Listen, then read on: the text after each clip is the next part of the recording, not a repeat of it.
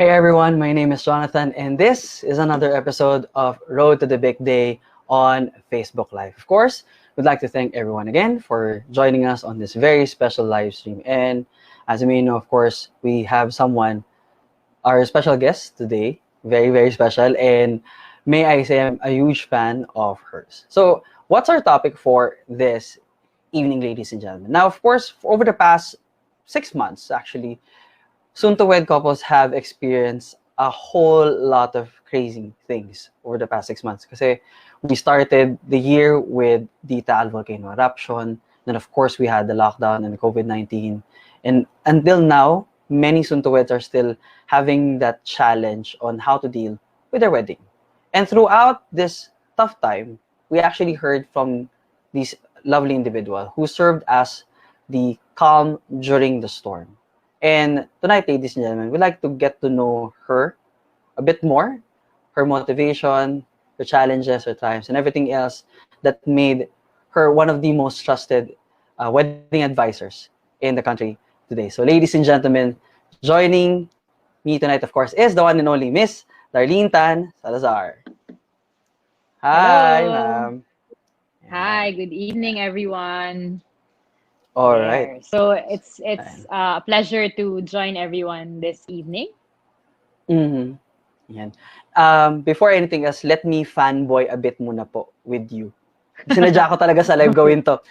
Actually, I have to credit you for a lot of things that I do as a host. One, sa inyo ko po natutuhan yung pag-shoot ng video ng post during the SDE, na puno pa yung guest. Sa inyo ko napulot yun. So, ginagawa ko na yun sa Instagram, sinasama ko na sa vlogs.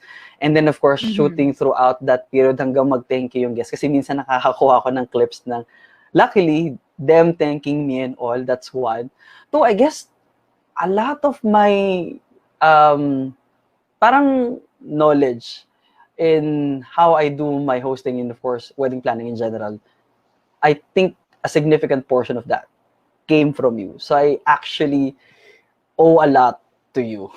Sobrang I bend the knee to you. If I build my Power Rangers of events host, definitely you're in that list, along with Eri Niman, Sir Eric Dakiwag, JC Acelis, and of course another female that I always love and respect, si Ma'am Juicy.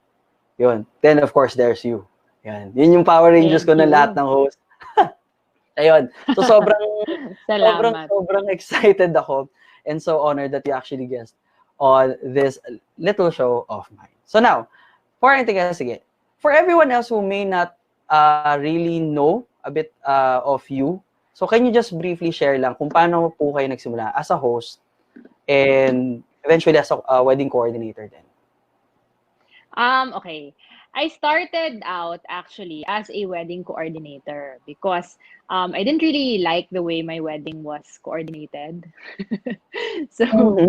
as with a few other as with a few other brides who went on to become wedding planners, that was my beginning.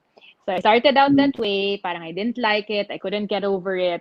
So for catharsis, in order to make myself feel that okay, I can actually see weddings that are well planned, well executed. I figured, Mhm. and of course to also help, parang I was thinking noon, parang if I can just prevent one more bride from going through what I went through, then Mhm. my mission would have been complete. But the Lord Mhm. granted me more than one bride. So Okay. my husband was so surprised that there were so many bookings right away. But I credit that to the fact that I was a WOWI. I was a Weddings at Work community member Mm. prior to becoming a wedding coordinator. So I was a WOWI. Miss Benz allowed me to say a final post that I'm already going into wedding planning. And so I had the Mhm. trust of a lot of WOWIs going Mhm. into weddings. That same year, that was 2010, the team Mhm. that I built for wedding coordination became part of the Weddings at Work top 10. So we started in Ah. May. By November, we already received that trophy. So that was a big responsibility. Now, okay, we have to continue with this level of Mm. dedication and passion for the craft. And so that's me naman eh. I'm always buhos. I always give so much of myself. Mhm. So Mhm. because that's how I am, then what happens is that I don't have enough time na for the family, for my husband. I was newly married, diba? So actually, itong ECQ, GCQ, this is the first time that we have a lot of days together. Because if Talaga you go ba? into weddings, diba, and your husband has a regular job, has a full-time job, Oo. Monday to Friday, and then you're in wedding Saturday and Sunday, when do you see each other? 'Di ba? You don't.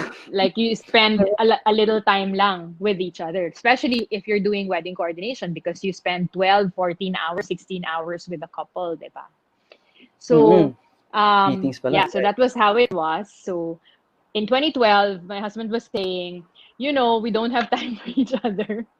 I think you got your catharsis already. So go back to your original profession, teaching. But Mm. at that point, I had already fallen in love with weddings. Mm. And at that point, I was already emceeing. Mm. Okay, so So the because I coordination had came first before the MC? yes, yes. Tama? But Okay. in my fifth wedding, my bride asked me to MC for her. Sabi ko, bakit ako? Hmm. Parang, parang let's get na lang an MC. She said, no, you have to MC my wedding. So parang sabi ko, ha, okay, sige, parang ganyan. So I MC'd for her. All right. Mm. So that was what started it. Na parang after that, I Hmm. I could I could offer na MCing. And then eventually by 2013, I stopped doing wedding coordination Hmm. and I went into just full-time MCing. And then Right. I had the wedding tip sheet in 2014 and in Okay. 2015 the Wowies, the Weddings at Work community, they because I was thinking in 2013 parang oh my gosh, I'm going into hosting, parang I'm reintroducing myself. It's hard again. Mm. Kasi 'di ba parang you're known as a coordinator already eh. And then suddenly Right, you're right. making them book you for MCing. Oo. Um, but I was blessed enough that in 2013, I was part of the Weddings at Work Top 10 ulit as an MC na. Mm. So that Ah. one. And then 2015, I got the Weddings at Work Supplier of the Year trophy. So that was really Ah. unexpected. I had a Mm. wedding that day. So after the wedding, Bute, the wedding venue was like, I think, supposedly around, I think 15 minutes away lang from the WOW Hmm. party venue. Ah, But of okay. course, traffic, di ba? Friday traffic, raining Oo. pa, etc. So it took Mm. us, I think, mga 30, 40 minutes to really get there. But it didn't matter kasi parang a lot of people also met with traffic. So they were starting pa lang when we arrived. There. So, we were able to catch most of the program. Okay. There. Oo. Wow, grabe. Now, this is the reason why sobrang bilib ako sa kanya. I mean, come on, that level of achievement over that span of time lang, di ba? Now, actually, ma'am, you mentioned that you built the wedding tip sheet. Question is, Yes. what motivated you to create that? Ano yung, I know, sabi nga ni husband mo, you basically, it's a catharsis of your experience, and somehow, nakabawi ka na with all the lovely couples you've The helped. Pero, weddings. what's with the wedding tip sheet? Ano yung rason ba't mo siya binuo? I guess it's born out of the frustration that I can't plan weddings. Parang I can't, di ba? Because I already gave my word to my husband that MC. I will just focus on emceeing. So, parang sabi ko, what will I do? Okay, maybe I'll give na lang tips para I still get to help brides. Because that has always been my motivation eh. Parang, weddings are stressful enough. And these brides, they need help, diba? So, because they need help, then, and sometimes, because they need help, parang ganyan, they get pressure, they book somebody na hindi pala okay, ganyan. So, they need somebody to talk to. So, that's how the wedding tip sheet started. Yeah. So, basically, it's a thing to help, yon. Now, can you walk me through lang your creative process on how do you build yung content mo for the wedding tip sheet? Kasi when I read it, I feel random. It's born out of it's born out of random. Or are you the type of person na, kasi I'm a digital marketing consultant, so I built my content now. Ito for this one, ito yung kasunod, ito yung kasunod, ito yung kasunod. So may schedule siya.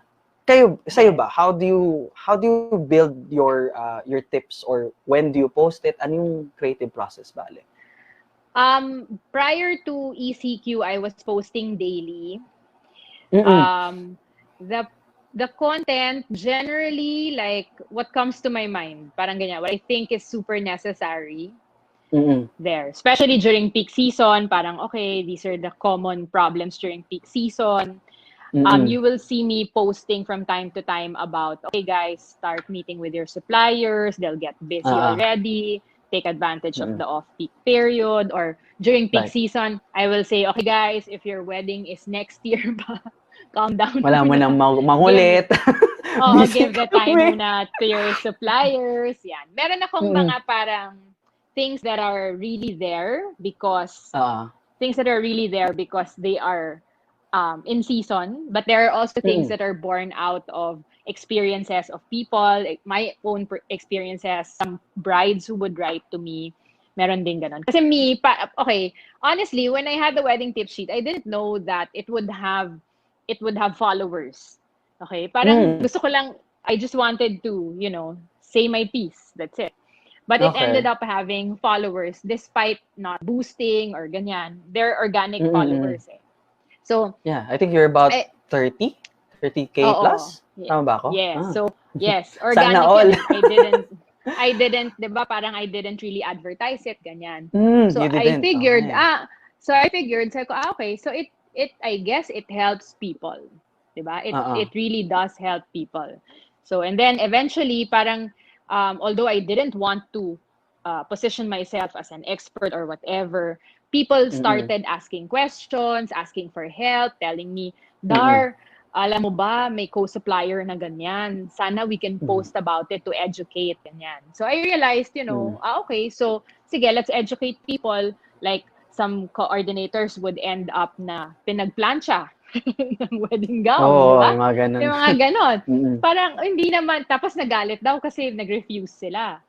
So, pero actually, parang it's really not in the list of duties and responsibilities of a coordinator to iron the wedding gown, diba? In the first place, paano kung masira yan?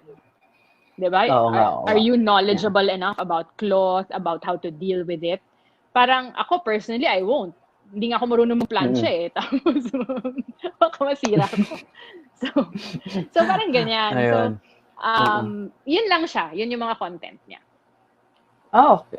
Kasi I think with you, the reason then that many soon-to-weds, aside from being, of course, your history with Wowies and being a supplier, you trek within that two worlds eh. As a bride who experienced this and more, and as a supplier who understands our needs, so to speak. So, kumbaga, you understand kung saan nanggagaling yung bride na medyo stress sa ganito at ganyan versus kay coordinator na, yun nga, hindi naman talaga sakop itong mga ganitong bagay na ipinipilit and what have you. Now, of course, you've been doing this for quite some time, and I guess for me, how I saw things for the past years, I think ito yung pinaka medyo sinubok talaga tayo as suppliers in general. Yes. And even the wedding community, whether you're soon to wed or a supplier, whatnot, sobrang sinubok talaga tayo. January pa lang. So, walk me through the start of your 2020s, particularly yung January 15 mo, ma'am. Ano yung feeling, yung sitwasyon mo noon nung nagputok yung takal? I think it was Jan 12. 12 ba? 12. We had a wedding. Tofi and I were together. And then suddenly there was ash. But we were You were in still Tagaytay, no? No, we were in Laguna. But it was still, it was a lot of ash, but we were lucky, we were blessed in that sense, or what have you. It was dry. The ash was dry. Unlike those who were really close to the crater, it was wet, like sina Reb, diba? Talagang the windshield, wala Jason, na, covered na, ganyan. With, Jason also. So, pero this one, it was dry. So, all we had to do was push it off, parang ganyan, flick it off, kasi hindi mo naman pwede i-rub, diba? Because lalo masisira your glass, your paint, ganyan. So, we just kept flicking it off, ganyan. My brother was with me. So eventually, ayun, natanggal namin siya, and then it worked out for us. We were able to go home. And it helped. The venue was siguro, I think, mga an hour away. Because parang we used Waze, tapos we passed so many side streets. Pasikot-sikot, oo. Pero okay na rin. It was pretty fast na rin. And then, there. So, that was us on January 12. And then after that, I had a wedding post-Taal, January 20. There. My bride was teetering between going for a Batangas wedding. But I said, why Batangas? It's even closer pa to the crater. What Exactly. And then, sabi niya, hindi, Miss Dar, malayo. Sabi ko, pero pag sa mapa tignan, parang ang lapit. And then eventually, parang she decided, okay, I'll just push for my real venue on my real date. And I was very happy because their guests, parang, of course, we made the program really compact, ganyan. But we finished everything. Like, all the things that are in a regular program, we were able to do it. Mas fast-paced lang and all. Pero, when we started and we ended, we had the same people. The people who were there at the beginning, and they were there until the end. It was great also that their photo video, it was Fresh Minds in Rexel. Talagang he made sure he would finish on time yung kanyang SDE. Yon. Kasi those are key, di ba? You can make the program super fast, hindi naman tapos yung SDE. Di pa so abot. That was Taal. And then, before ECQ, so March 15 ang ECQ, di ba? Birthday ko yun. So, hindi ko siya makakalimutan. March 14, I had a wedding with Miss Mayep naman. Of course, the number of guests was, I think, it was around half of the original. Okay. On the day, we had around half of the original. Pero the half that we had, they were the same people who began the program and who ended the program. Until the end.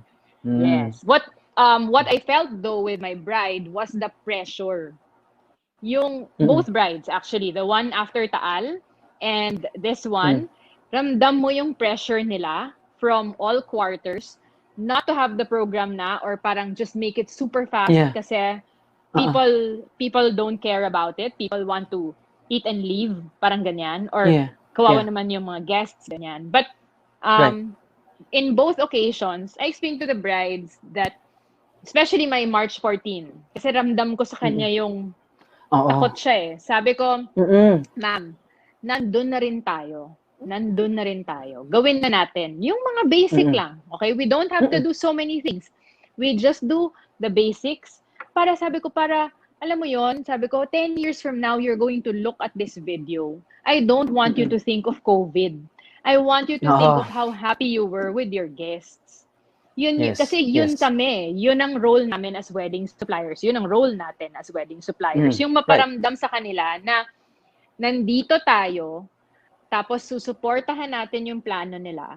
And at the same time, yun nga, to guide them din na, kunyari, ganyan na, magulo na yung isip. Kasi talaga namang nakakatakot yung COVID, di ba? Pero I told her, gawin na lang natin. Para at the end of the day, ang maaalala mo, hindi yung COVID. Ang maaalala mo yung saya ng wedding mo. And she was Right. happy with her Right. reception. Yun. Man. Yun lang. At least, yun nga eh, that's one of the best things on hiring professionals kasi you understand kahit sobrang gulo ng sitwasyon, kung kalmado at focus lang tayo sa kung ano yung goal natin, which is of course, make that big day special and memorable, we go for that. May konting, we move around a bit, we make things fit and make things work so long as, end of the day, it's memorable, clients happy, we're good. Now, that's your experience as a host. Pero, when it comes to the side ng wedding tip sheet, I imagine sobrang tad-tad ka ng messages nung mga period na to. From the Taal asking your advice on what to do until nung mag-lockdown hanggang ngayon. What were the common things na na-encounter yung question sa inyo that couples were definitely concerned about? I think one would be rescheduling, especially for Taal. Parang do they reschedule? Do they stick to their area? Ganyan. For me naman with Taal kasi, may areas na medyo parang okay lang eh. Like our January 20, it was in Mahogany. So, we were too far din naman. So, parang sabi ko, sige, let's push for it. And then, aside from that one, there were also messages from suppliers na do we push? Do we not push? Ganyan kasi there's Taal, there's the threat, etc. COVID naman, I think there were some messages that were focused on refunds. So, what I did lang was to go at the center. Parang, okay, supplier ako, I know how suppliers feel, pero at the same time, alam ko rin what the brides are feeling because I was supposed to have a birthday party March 15. So, I'm fully paid na. Wala na. I'm fully paid na. Pero, parang paipitin ko yung caterer para sabihin na, balik mo yung pera ko, di ba? I didn't want to do that. And I also wanted to stick to the contract. And also, I wanted to believe na, that thing will happen pa rin naman. That party can still happen later on. Not to celebrate my birthday, but the move here in our new house. But the point is, parang, I had to go in the middle for the brides who wanted refunds. I had to listen to each of their stories. Kasi bawat bride may sariling kwento eh. Na ito yung reason bakit niya kailangan ng refund or bakit tingin niya dapat may refund siya. And then, after that, so I process everything with the brides and the grooms who are writing. Para at least, ma-realize din nila yung side ng supplier. That's one. And then, if talaga namang medyo argabyado sila, then I also tell them na, okay, wait lang. Siguro, you can talk to the supplier and ask for so and so. Ganyan. So, it was a case-to-case basis. There's no one-size-fits-all policy there. I think that's the challenge then for some, whether you're a couple or a supplier looking at it, na yun nga, hindi siya one size fits all because you have circumstantial things that are happening between your client and you as a supplier. So, let me just dive into that a bit lang, no? Pagdating sa mga couples, what are their common reasons why they would just opt for a refund versus like what we advocate nga in Save Events na to postpone it na lang? Ano yung mga common reasons na lang? Some kasi, I really feel that for a lot of them, it's losing hope that it can still happen. That the original plan can still happen. I think that's one of the major reasons eh. Parang they've lost hope that it can still happen. Because all these things are going on. Siyempre, nakakataas naman talaga ng fear, ng anxiety, etc. Diba? So, anong gagawin natin? Kailangan parang pataasin din natin yung level of hope na hindi ito permanent. Diba? Right. Sabi nga, the only thing permanent in this world is change. Diba? So, this is not the be-all and end-all until death. Diba? So, may mangyayari pa. May magandang mangyayari pa. And pwede pa mangyari yung wini-wish mo, yung original plan mo. Okay? That's one. Yung iba, I think, yung lack of funds, ganyan. May mga nagsabi na ganon, lack of funds, lack of personal funds, so they want to get back their money from suppliers. Yon. Naintindihan ko rin naman yon. Kaya lang, yun nga, we also have contracts, and sabi nga, walang may gustong mangyari nito. So both sides yon. The suppliers didn't want it to happen. You guys didn't want it to happen. So let's not make it a win-lose situation. Diba? It can be a win-win situation anyway. There. Now, sa side naman ng suppliers, ano yung normaling dinadaing nila sa'yo? Of course, it's about the contract pa rin. Pero what do they normally tell you? That one, I think yun sa naging issue na yun.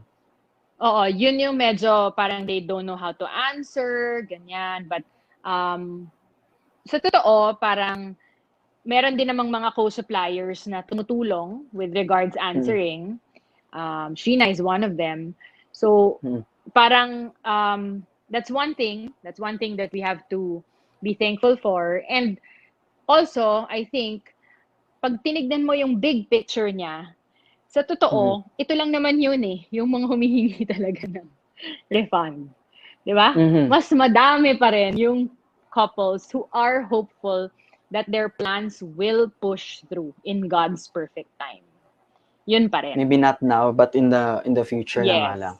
Yes. Right. Kasi pag tinignan mo yung percentage niya, maliit lang yun Yung talagang wala nang hope na it will happen. Maliit lang yun. Mas marami pa rin yung, hindi ngayon, next year. Ganyan. Merong iba, they're so in love with the date.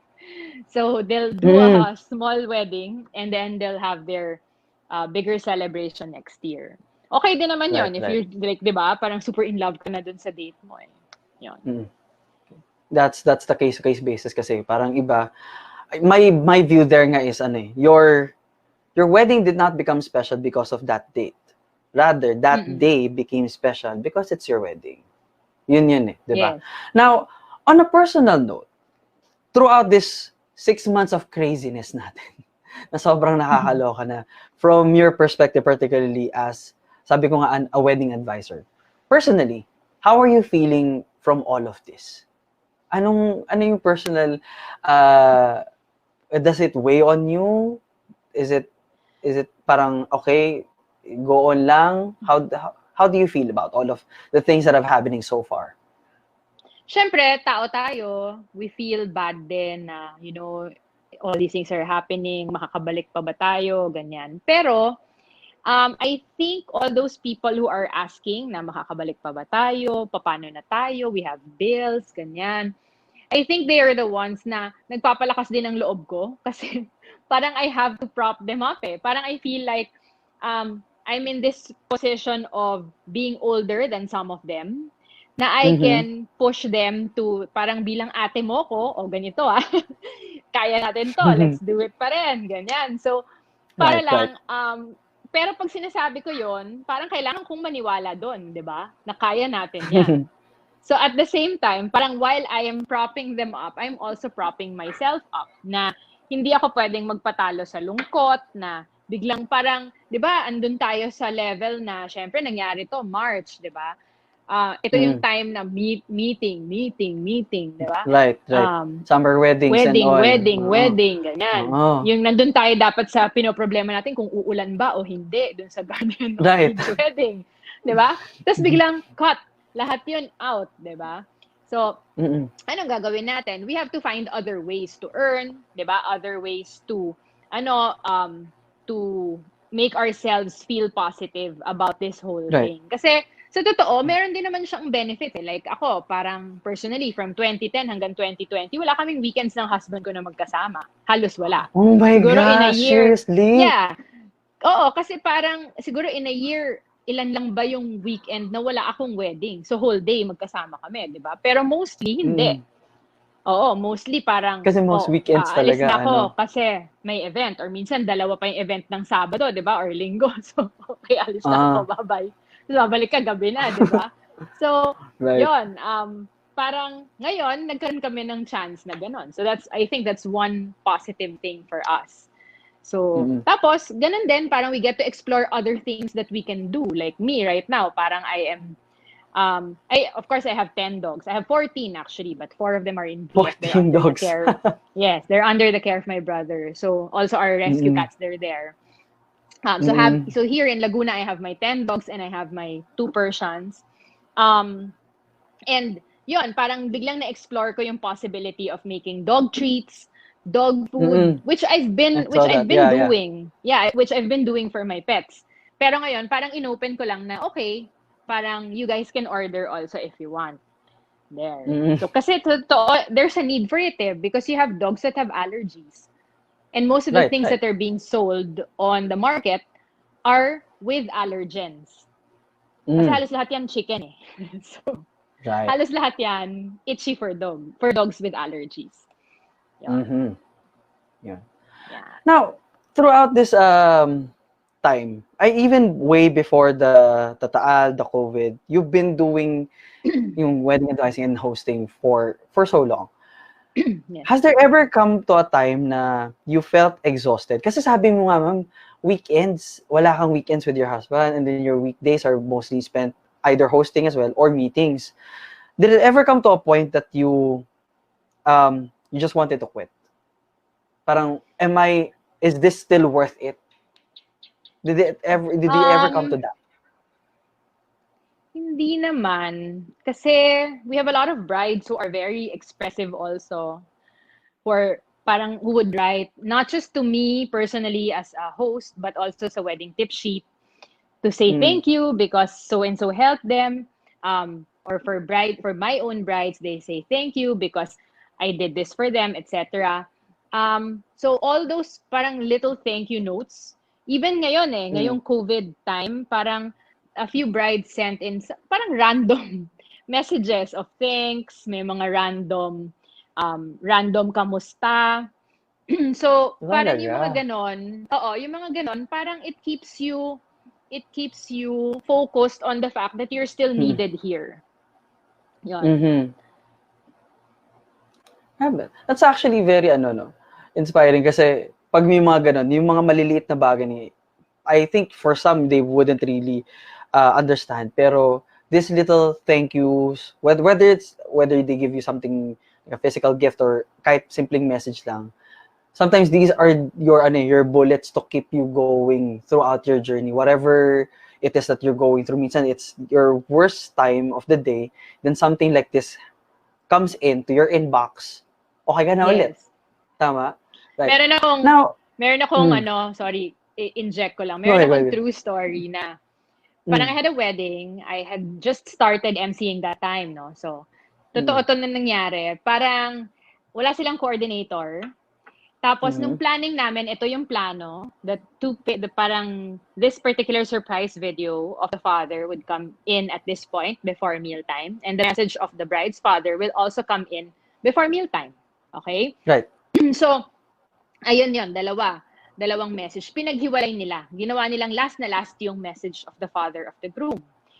Okay. Tapos, so wala nga coordinator, pumunta ako dun sa may side ng coordinators to tell them to help them do silent queuing kasi hindi rin nila alam how to do it. Okay. While I was trying to help them, the ones that were assigned to be coordinators, nagalit sa akin yung ninang. As in, Mm. sinigawan niya ako. Oh Because, my gosh. sabi niya, bakit daw walang nagsalita for the groom side? Which was true, walang Ah, nagsalita for the groom yeah. side before Kasi nga mealtime it was kasi post nilipat. nga. Mm-mm. Right, right, right. Of course, the side of the bride, the ones who moved the surprise video, they apologized to me, ganyan. Pero, at the same time, gusto ko mag-walk out nun. Kasi parang, teka muna. Grabe yung Grabe parang kasi yun sinigawan eh. ako, ganyan. Oo eh. Tapos sabi ko dun sa sabi niyo po sa akin, hindi magsi-speech yung mommy of the groom, pero napagalitan po ako. Tapos sabi, baka gusto niya mag-speech, sige, pagbigyan na lang. Tapos sabi ko, Mm. sige ma'am, I'll call you po after, parang once we resume. No. Gumanon yung mommy, parang ayaw na niya. Syempre, she felt bad, ganon. Eh, hindi ko naman alam na may away sila, di ba? So, parang, teka muna. May I'm an ganun palang outsider. ganap. Eh, mahirap sa Yun, mga ganyan eh. So ending, there was a ninong who stepped in because the ninang was shouting at me. The Right. ninong stepped in and said, "Who chose that the mother of the groom will not give a message. Sabi ko, yung couple po, wala naman po akong hand in it.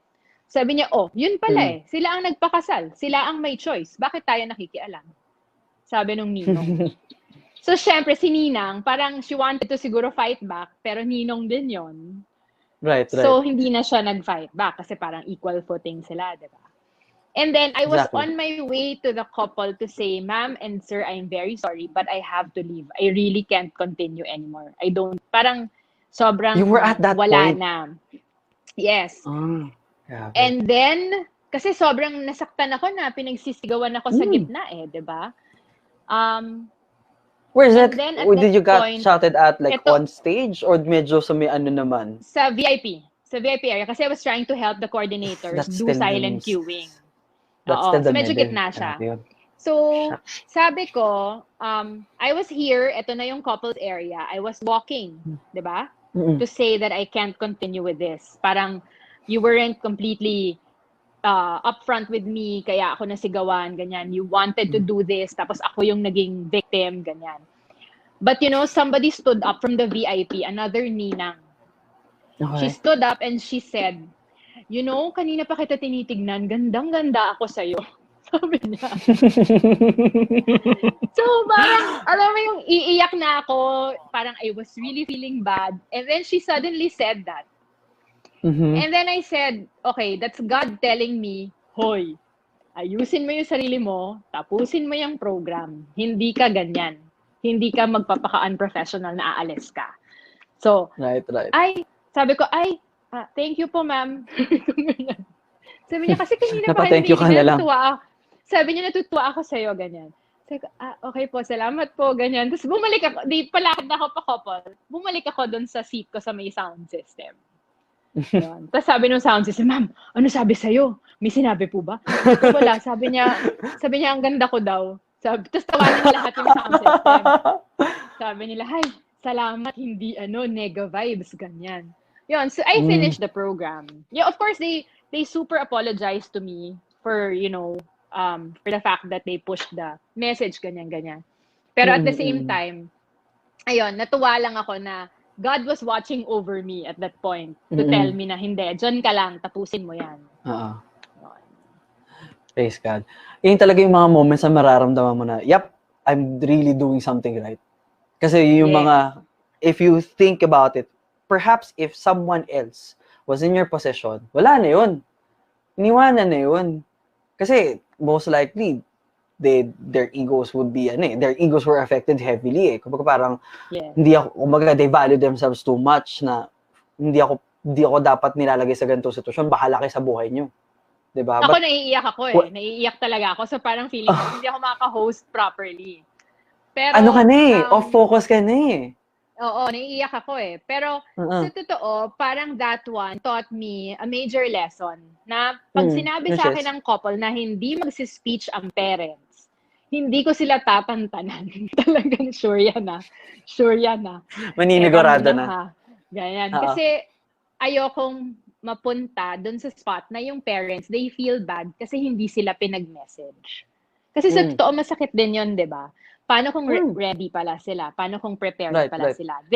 Kumbaga sila yung supporting actor and actress of the day, di ba? So, we shouldn't also prevent them from saying their piece.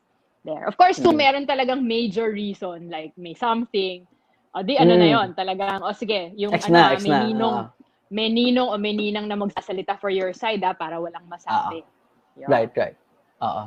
Yung mga ganong moments. Kailangan lang, actually, yung mga mistakes natin yung tumatatak sa, di naman not really mistakes, but these crazy moments that we experience throughout our journey as either hosting or coordinating, you remember them so much that you apply them throughout na parang, you're patching up this, just to make sure that it never happens again.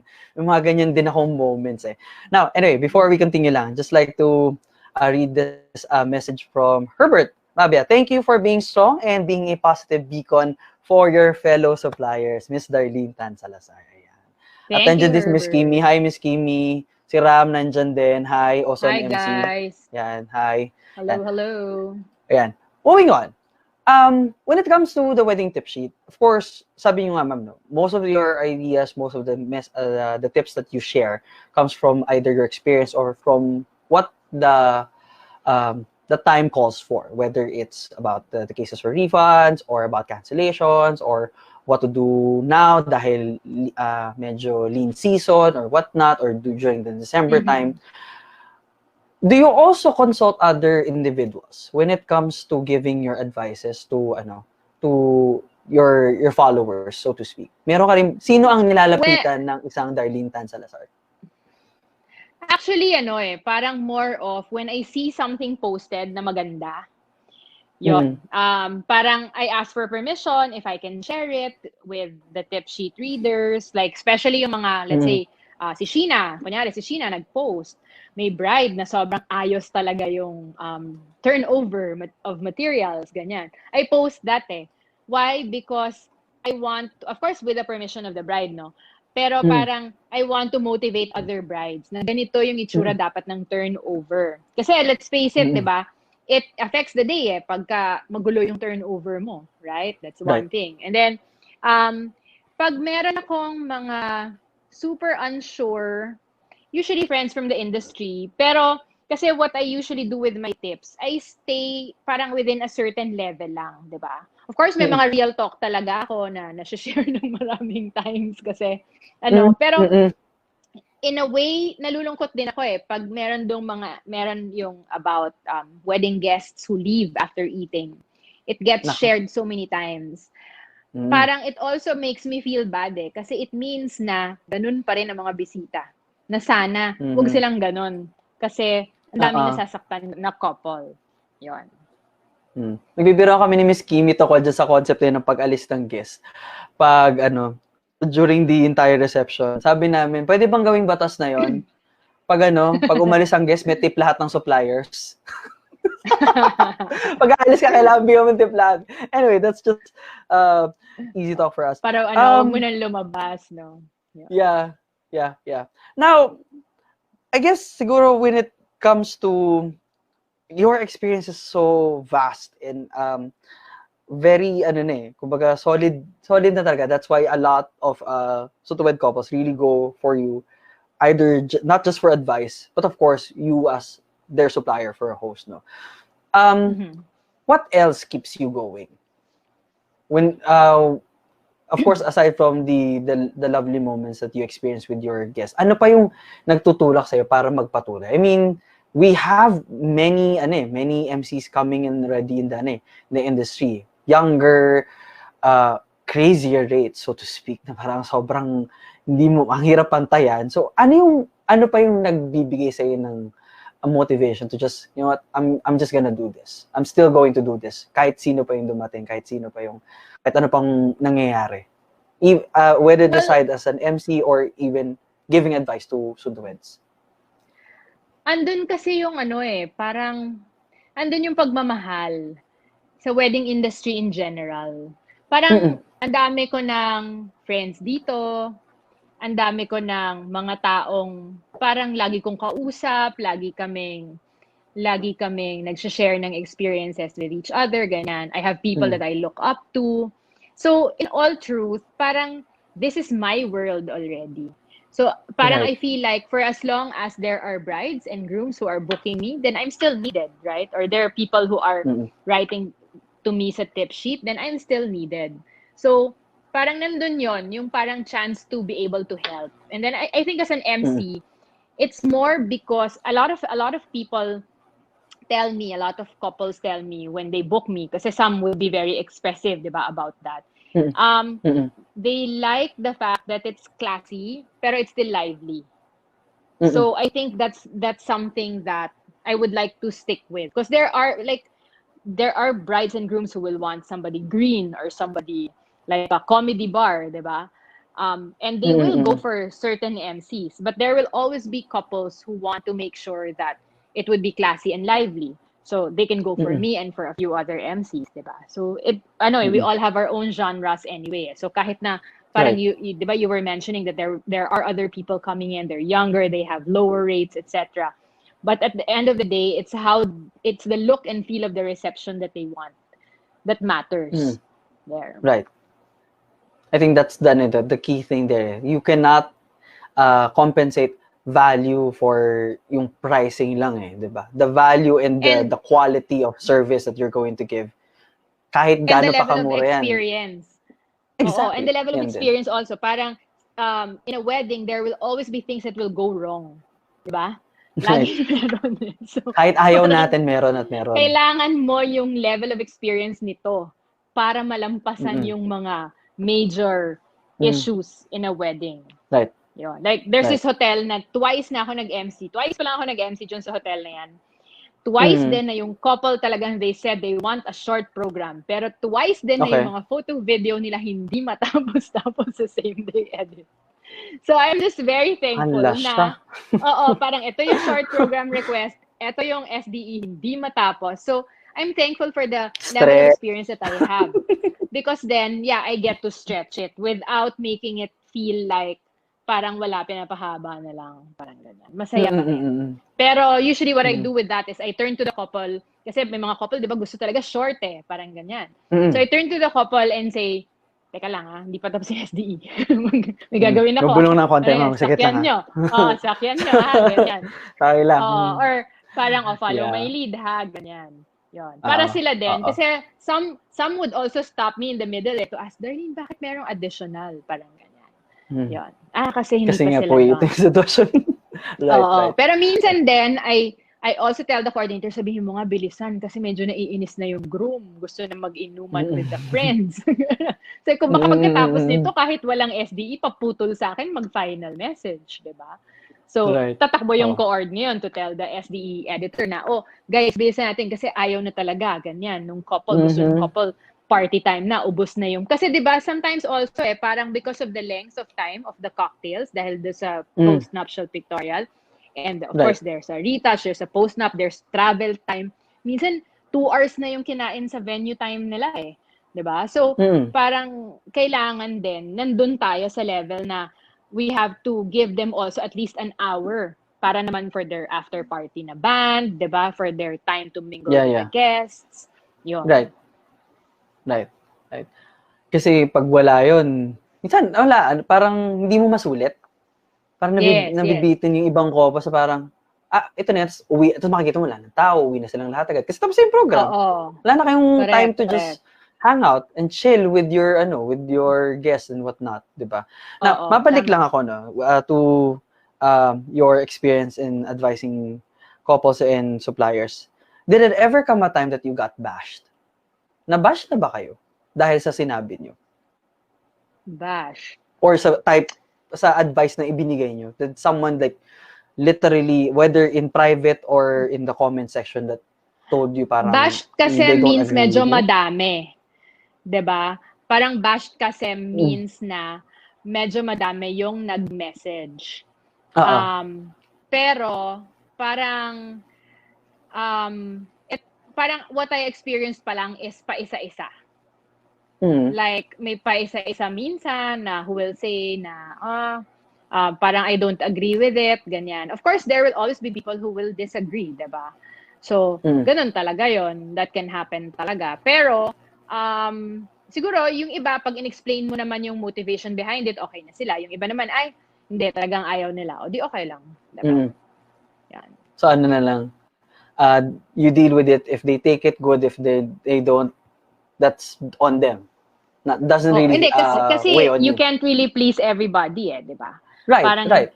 It's something that we have to live with. We can't please everybody. So, ganun lang. Parang, okay, if they like it, they like it. If they don't like it, they don't like it. Pero I don't really, kasi I think I don't really post something really, parang I don't really go for topics or pieces of advice that are really controversial. So, what are controversial? I think, ano yung mga controversial topics na yan? Parang yung mga masyadong may polarization, mga ganyan. Parang I don't really go for those things. There was one pala that parang somebody complained na I think I posted something about parents or something like that. Then somebody complained about it na parang a parent ata complained about it. But everyone else agreed with it. So parang to me I just explained pero I didn't really dwell on it anymore. Yun. Okay. Now, before we continue lang, may isang message na din tayo. From RJ Vivas, Mr. Lean.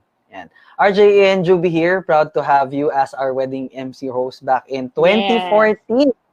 Hi, Ayan, tagal RJ na. and Juvie. Ayan. Yes. Thanks for watching. You Now, know, something sige. that makes me really happy also with events, yung kasi 'di ba nakailang events na eh. So, ilang taon na, yung pag-attend mo, pagdating mo sa wedding venue, may mga lalapit. Oy, we were your couple ng ganito, we were your couple ng ganyan. So, minsan parang in one event, 5 pala yung couples ko doon. 'Di ba? So, nakakatuwa kasi for a coordinator, pag magaling ka, ikaw at ikaw ang ibubuk ng family, 'di ba? Pero as an MC, minsan ayaw nila eh. Kasi iniisip nila, baka it's the same thing that will happen. Siya na or, naman. You know, things like that. Oo. Or let's try somebody else, ganyan. So parang as an MC, it's a big thing for me when I see like the whole barkada. Parang, ayan, andyan yan. Ganyan. Pero at the same time, meron din akong very, very loyal barkada as a coordinator. Di ba, I stopped in 2012. I announced that I was stopping. In 2012, this barkada told me, paano kaming iba na hindi pa married? Who will coordinate for us? And then I said, I told them, pag ready na, pag may fiancé na, babalik ako for you. Promise yan. So, sa inyo lang. I'm proud. Oo, doon sa tatlong yon. Pero I'm proud to announce na one of them got married recently. And her message to me was, Dar, it's time. So it's yun na yun. Alam na this. Yes. Grabe.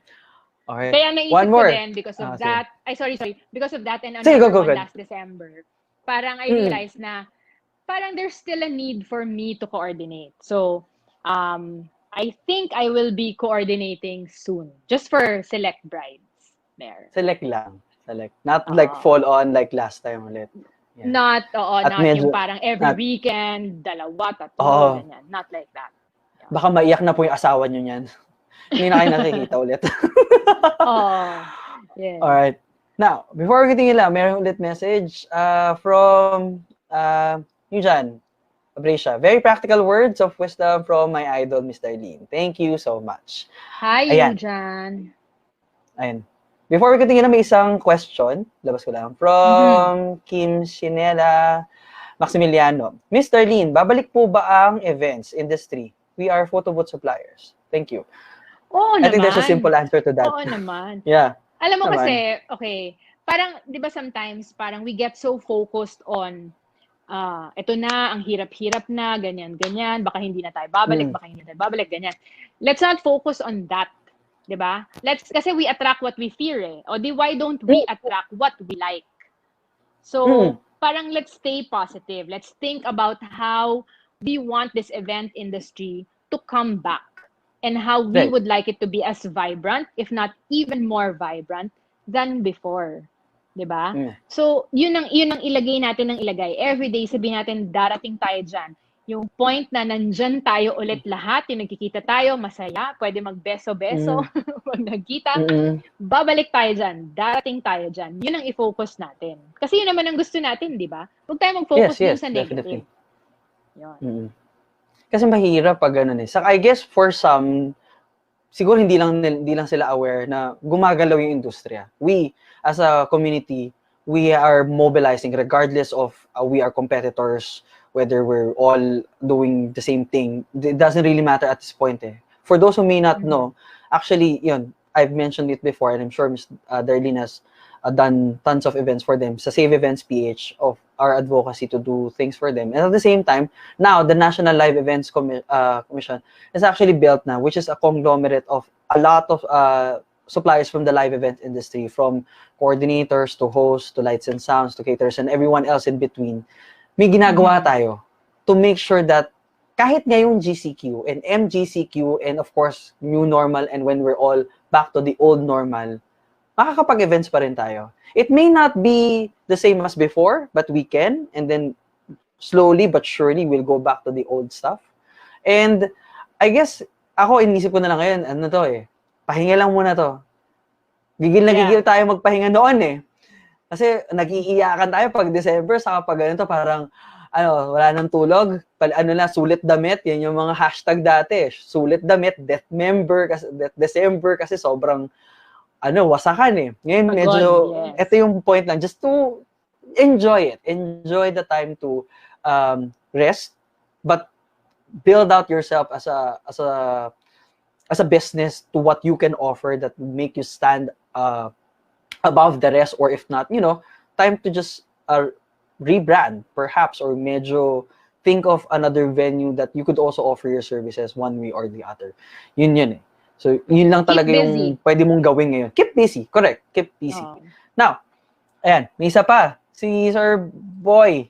Ito na, matik na to. Darlene Tan, Salazar, coordinating again. That's a yes for me. So, one na.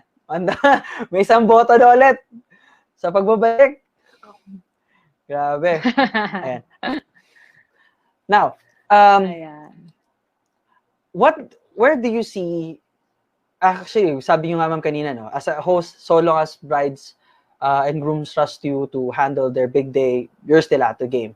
Now, when it comes to the wedding tip sheet, where do you see it going? Do you intend to write a book? Do you just want to make the community grow lang and just continue giving your advices? Where do you see it like years from now? Actually, hindi naman ako planning type of person in terms of my personal life, no? So, parang I can plan your wedding, ganyan. Pero, not necessarily like me as a person, ito yung gagawin ko, ganyan.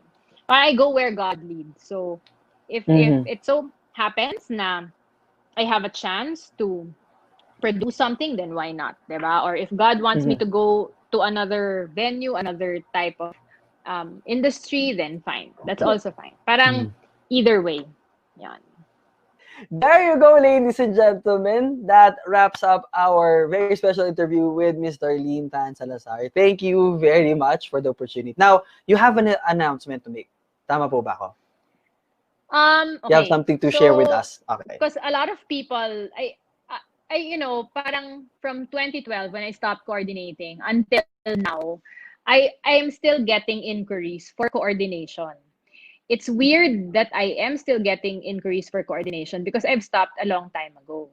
Although recently I did start coordinating again, diba? So just two events for very special brides. So I figured, that can still happen. I can still coordinate just for special couples, just for a few couples. So for those of you who need a coordinator and who need a coordinator who has time for you, then you can write to me. Yes, we just might be the right fit, and I just might be the right person to help you plan your wedding. There you go. That's it. There you go. Again, thank you very much, Ms. Darlene, for gracing this show. Maraming salamat. And I hope all the viewers here tonight actually learned a lot about our dear Ms. Darlene. And of course, all the tips that she has shared with you guys. Puntahan nyo lang yung page, of course. That is Wedding Tip Sheet. So just, teka lang. Yan. You can follow her there at that page. That's facebook.com/theweddingtipsheet. All right. So again, thank you very much po, ma'am. Now, before we end, like I always, how I end my show, we have, of course, our word for the road. And that is, our word for the road this evening comes from the Ecclesiastes chapter 2, verse 26. To the person who pleases him, God gives wisdom, knowledge, and happiness.